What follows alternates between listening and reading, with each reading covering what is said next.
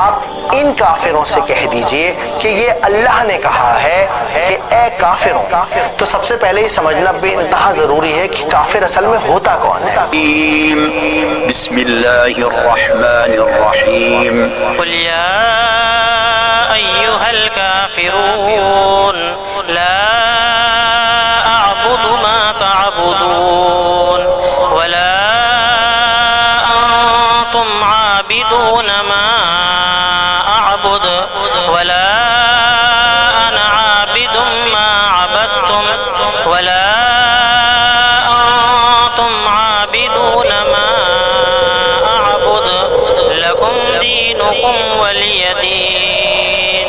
تو چلیے اب اس صورت کو سمجھتے ہیں سینیمیٹک انداز میں آسان طریقے سے. تو پہلی آیت کیا ہے؟ قل یا ایھا الکافرون کہ اے نبی آپ کہہ دیجئے ان کافروں سے.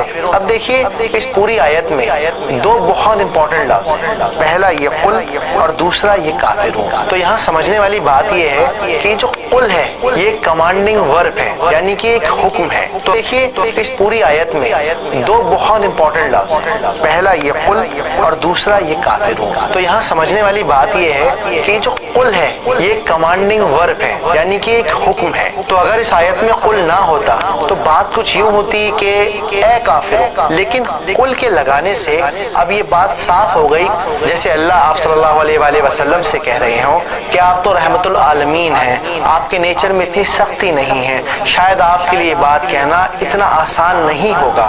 تو آپ ان کافروں سے کہہ دیجئے کہ یہ اللہ نے کہا ہے کہ اے کافروں. تو سب سے پہلے یہ سمجھنا بے انتہا ضروری ہے کہ کافر اصل میں ہوتا کون ہے.